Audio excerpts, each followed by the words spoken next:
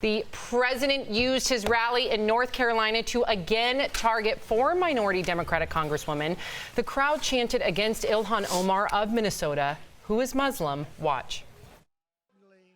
Omar has a history of launching vicious anti-Semitic screeds.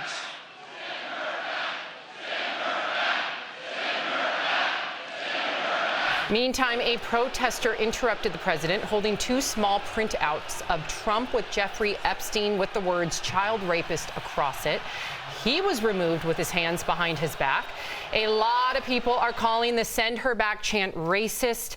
DBL Nation, we want to hear from you because there was a disconnect yesterday when we asked about his tweet being racist. Do you believe that this chant was racist, or do you think this is just a Trump rally and what you would expect to go to one? Go to dblvote.com. Weigh in. Justin, Erica, President Trump has addressed that chant in the Oval Office. He said that he denounces it. He does not think it's okay, and that he tried to quickly speak over it because he felt uncomfortable. In so many words, that's what he said. Well, I watched it back. For 15 seconds, he stopped to allow them to chant. So words matter. Actions speak louder than words, though. So it would have mattered if in the moment he called it what it was, denounced it like what we saw what McCain did when that one woman called Obama an Arab, and he said, hey, he's an American. I don't agree with his policies, but let's be respectful. Right. Yeah, it would have meant more. It would have meant something had he denounced it in the moment.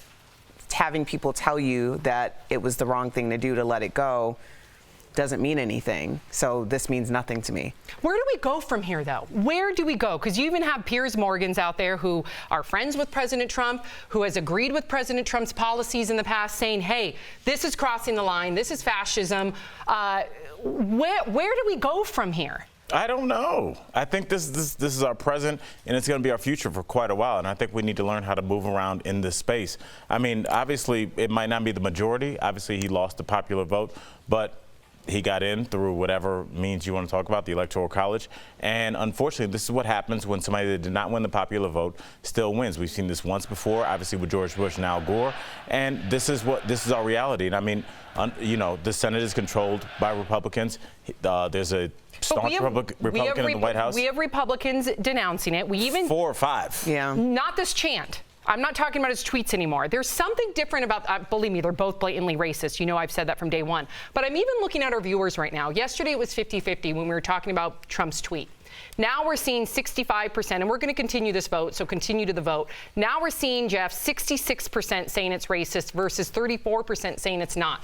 We can even have our own little barometer with our viewers here. Our viewers are different than what they thought yesterday. Right. So what's changed? I don't know. This is something that you'd see like in the 1860s rally, like the gangs of New York. That's something you'd see in the streets, what they were chanting at that rally. That's not right. That's a great point. It's mob mentality. One person starts it and everyone gets excited. It's up to the president, whoever's leading that party, to shut that down. You can't lead anybody with that type of rhetoric. You don't want that. You know what I mean? So we do need to get a grip here. We do need to get some control. I was thinking about this last night and about, you know, I am empathetic towards, you know, women that, or whatever, I'm just speaking in general about the squad. Right. And I was listening to Martin Luther King because I listen to positive stuff all the time.